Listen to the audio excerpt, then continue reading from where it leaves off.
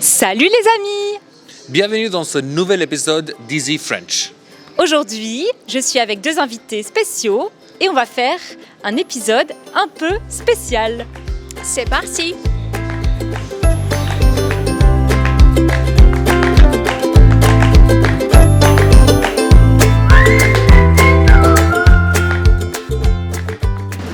Bonjour! Bonjour Hélène, Comment ça va? je vais bien. Et toi? Je vais bien aussi. Alors, est-ce que tu voudrais bien te présenter en quelques mots?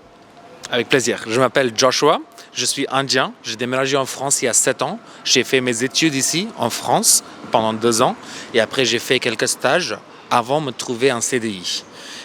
J'ai changé, j'ai fait un deuxième CDI et finalement, j'ai décidé de rester en France. Je m'appelle Julie, j'ai 25 ans, je suis russe à Paris et je suis prof d'anglais. Je donne des cours en ligne et je suis aussi engagée dans un ONG des droits de l'homme. Oui. Est-ce que tu pourrais nous raconter un peu ce qui t'a motivé à apprendre le français? Je ne crois pas qu'il y avait un moment précis où j'ai décidé d'apprendre le français. J'avais commencé à apprendre le français quand j'étais en Inde, mais j'avais pas beaucoup réussi. Je comprenais les mots vite fait, de gauche à droite, mais je ne pouvais pas faire les phrases cohérentes. Donc c'est devenu quelque chose que je voulais atteindre moi. Et après que j'ai déménagé en France, dès que j'ai déménagé en France, j'ai commencé à travailler de plus en plus mon français. Et c'était devenu un challenge que je n'avais pas surmonté. Et finalement, je parle le français. Oui, c'est une histoire très longue parce que ça a commencé pendant la pandémie. J'étais vraiment déprimée. Je passais beaucoup de temps dans la maison, comme beaucoup de monde, j'imagine. Et donc, je passais beaucoup de temps en ligne. Et je décidais que je veux apprendre quelque chose d'intéressant, quelque chose de nouveau pour moi. Donc, je commençais à apprendre le français.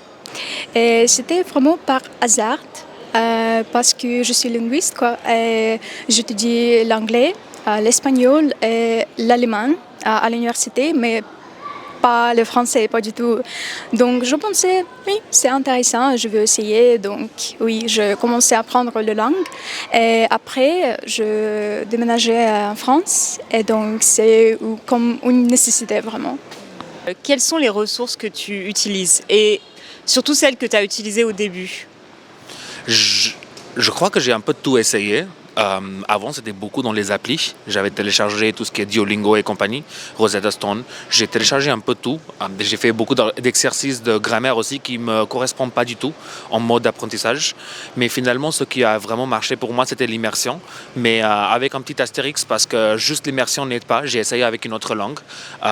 Mais c'était l'immersion qui m'a fait le déclic, le courage de pouvoir construire mes phrases sans hésitation. Au début, je commençais avec l'Instagram. J'ai suivi beaucoup de blogueurs francophones. Aussi, je suivi beaucoup de gens sur YouTube, comme Easy French par exemple. Oui, donc parce que j'adore le format visuel, j'adore les vidéos, je n'aime pas beaucoup le podcast. Je comprends que ça marche pour les gens différents, mais pour moi, non, ça ne marche jamais. Quels ont été les plus grands défis de ton apprentissage du français? Niveau prononciation, parce qu'on ne se sent pas très crédible quand on n'a pas une bonne prononciation par rapport aux autres. C'est très musique la langue française et quand toi tu n'as pas la même chose, tout ce qui est R et les finitions ion, quand tu n'as pas ça et tu le re-entends, ta propre voix, tu te dis que tu es nul. Il y avait beaucoup, j'imagine, mais bien sûr, la prononciation. Vous pouvez remarquer ça, que j'ai un petit accent russe. Ce n'est pas très fort, peut-être, mais la prononciation avec on et les sons nasales, c'est difficile pour moi. Et aussi, peut-être, moi, je parle l'anglais. Et l'anglais, c'est mieux pour moi, c'est plus simple. Donc, j'utilise beaucoup de constructions grammaticales anglaises dans le français. Donc, c'est un défi. Oui, je pense en anglais, donc oui, c'est difficile. Est-ce que tu peux me raconter un moment où tu as été particulièrement fière de tes compétences en français? C'était la première fois qu'on vous avait demandé si je voulais faire une vidéo avec vous. Je me sentais pas crédible à l'époque. Je me suis dit, ouais, je sais pas, je vais faire des fautes, je vais pas pouvoir faire des phrases. Mais ça, c'était vraiment un milestone pour moi quand je me suis dit que, ok, ça y est, je parle français, je parle bien. Ça m'arrive aussi maintenant au travail quand un collègue me dit que tu fais encore moins de fautes qu'un Français. Quand elle me dit ça, peut-être c'était vrai pour une ou deux phrases, mais ça me fait toujours plaisir quand même que mon travail a été utile. C'est drôle vraiment, mais mon médecin français m'a dit « Waouh, vous avez beaucoup progressé » et moi je pensais c'est bizarre, ok, j'ai beaucoup progressé, mais pourquoi mon médecin ça a remarqué, mais d'accord, j'étais vraiment fière. Et aussi, quand les personnes âgées, par exemple, dans les rues, me demandent quelque chose ou je peux aider avec la direction. Oui, je suis fière parce que je pense, waouh, je suis comme française. Tout le monde aimerait pouvoir un jour se sentir fier de son niveau de français. Mais le chemin jusque-là peut sembler long et semé d'embûches. Alors, faire partie d'une communauté peut aider à ne pas se décourager. Avec les membres de la communauté Easy French, nous discutons tous les jours sur Discord, en français, par messages vocaux et écrits, sur des sujets divers tels que la musique, les films, la lecture, la cuisine, etc. Notre équipe est là pour alimenter les discussions, donner des feedbacks et partager des ressources utiles pour l'apprentissage du français. Les membres de notre club exclusif, le Community Membership, ont aussi la possibilité de participer à des cours de conversation avec nous sur Zoom une fois par semaine pour pratiquer le français et progresser avec nous. Rejoignez notre communauté sur easy-french.org/membership. Nous avons hâte de vous rencontrer. Comment s'est passée ton intégration en France ? C'était un peu long. Pendant mon école de commerce, j'ai pas vraiment fait des amis. Je crois qu'on était tous très speed avec les études et les examens, avec la recherche des stages et tout ça. On était tous un peu speed. Donc je crois qu'on n'a pas vraiment pu passer un peu de temps pour faire des amis. Donc ça, c'était un peu difficile parce qu'on on est beaucoup et on se connecte plus facilement en Inde qu'en France, à mon avis. Mais quand je suis allé travailler dans la ferme pour apprendre le français, là, l'intégration pour moi, c'était là que je me suis rendu compte que je peux me faire des amis ici. Et revenir à Paris avec un CDI, ça c'est vraiment autre chose par rapport à être un étudiant. Donc là, c'était un peu plus facile. Je me sens un peu plus à l'aise maintenant, un peu plus intégré avec mes amis, mes petits repères. Maintenant, je me sens un peu mieux intégré, oui. Après combien de temps ? Ça va pas vraiment plaire les gens parce que ça fait 7 ans que je suis là. Et ça fait 4 ans et demi, je crois, que je suis à Paris avec mon travail. Donc ça prend un peu de temps, ouais, c'est vrai. Ça passe maintenant, je pense, parce que c'est un processus vraiment long et difficile avec tous les papiers, avec toute la bureaucratie et tout ça. Mais je pense que je sens bien ici à Paris. C'est bien avec les gens, c'est bien avec les clubs d'intérêt, quoi. Oui, et c'est plutôt commode pour moi. Donc, je pense que l'intégration, c'est un processus qui passe pendant quelques années. Donc, j'espère que ça va passer bien. Ouais. Est-ce que tu as des conseils pour des personnes qui aimeraient s'intégrer dans un nouveau pays ? Oui, faire des activités qui vous plaisent, ça aide à rattacher avec les autres qui aiment la même activité, comme le sport par exemple. C'était pas quelque chose que j'ai aimé, mais je me suis mis au sport dernièrement. Vous, je vous ai rencontré grâce à mon intérêt à faire les vidéos. Donc quand vous avez fait le meet-up, je suis venu et on est devenus amis. Donc faire des activités qu'on aime déjà, cuisiner par exemple, ou faire la randonnée, faire le vélo, aller faire du sport. Il y a vraiment à Paris, il y a un peu de tout. Et, en Europe en général. Avec les gens qui aiment apprendre des langues, par exemple, il y a une communauté qui s'appelle Polyglot Gathering. Il y a une 400-500 personnes qui se voient 2 fois par an et ils voyagent en Europe. Il y a des trucs, il y a un peu de tout pour tout le monde. Donc si on ose chercher par rapport à ce qu'on aime faire, c'est facile à faire des amis. Je pense que moi, je suis perfectionniste et j'essayais d'éviter les gens, j'essayais d'éviter les communications, mais je comprends que ça ne marche pas. et tu dois essayer de parler, tu dois essayer de sortir, tu dois essayer de faire les amis ici, et trouver quelques clubs d'intérêt, par exemple book club ou quelque chose comme ça. Tu dois sortir, tu dois parler, tu dois pratiquer. Et je comprends que c'est difficile.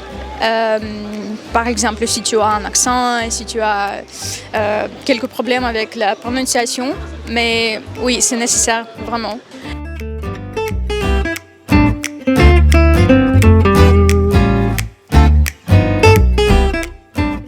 Est-ce qu'il y a des différences culturelles qui t'ont surprise ici? Oui, bien sûr. Par exemple, les horaires de travail en général, j'étais choquée que le resto et le magasin ont fermé vraiment tôt et ne marchent pas. Parfois, pendant le week-end, c'était bizarre pour moi parce qu'à Moscou, tous les magasins marchent tous les jours. Oui, 24/7, c'est comme ça. Mais oui, c'était bizarre à Paris. Aussi, bien sûr, la bureaucratie française, c'est pas un stéréotype. Les gens qui veulent visiter la France, c'est pas un stéréotype, c'est vraiment difficile. Il y a beaucoup de papiers que tu dois prendre avec toi, que tu dois faire ici. Donc aussi, je pense qu'un petit déjeuner français, c'était bizarre ici, parce qu'un café noir et un croissant, c'est pas vraiment nutritif pour moi. Donc oui, j'étais choquée. Oui, c'est toujours les petits trucs qu'on pourrait pas vraiment. C'est toujours les petits trucs. Si je cite l'exemple, je dis oui, ça va, tu vois. Mais il y en a plusieurs comme ça. Mais pour moi, si je dézoome, c'est la différence entre comment on aperçoit le monde.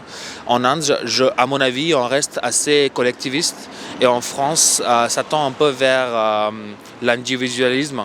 Et ça pourrait manifester dans les situations différentes où une personne peut reprocher une autre pour la liberté que tu entendras jamais en Inde, par exemple. Quand c'est extrême, bien sûr, du coup, je ne peux pas faire des généralisations. Mais moi, quand j'entends ici un pote qui me dit ça, je me dis, bah, finesse, liberté, c'est un gros mot pour ça quand même. Parce qu'on est un peu plus collectiviste en Inde, donc ce changement-là, c'était un peu rude. Qu'est-ce qui te motive à continuer de pratiquer et d'apprendre le français aujourd'hui? Bien sûr, je voudrais m'intégrer bien ici en France parce que je veux habiter ici pendant longtemps.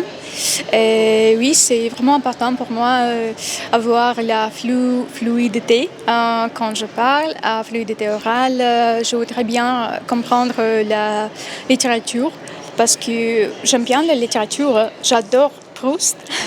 Mais je commençais à lire Proust juste en anglais parce que c'est difficile, quoi. Oui, et je voudrais lire en français et ne passer pas beaucoup de temps avec le dictionnaire. Oui, je voudrais juste passer le temps avec le livre et ne penser pas à propos de mots, à propos de phrases, oui. J'aime les films que je regarde et je connais les comédiens. Donc, je regarde quand il y a un nouveau film par ce même acteur, par le même comédien. Je commence à avoir ma préférence pour l'humoriste. Donc, quand il a un spectacle, lui, je vais l'assister. Il y a toujours quand même des petits mots techniques que j'apprends de temps en temps au travail ou avec un nouveau humoriste quand il parle d'un milieu que je ne connaissais pas avant. Et pour moi, ce n'est pas vraiment du hard work comme c'était à l'époque. Maintenant, avec le contexte, je comprends largement mieux même un mot que je ne connaissais pas. Donc, je ne sais pas, je ne pense pas que je travaille vraiment mon français actuellement. Une nouvelle chanson, j'ai envie d'écouter parce que je suis ici. Il y aura une référence avec des collègues et on va me parler de ça et je vais l'écouter pour ça.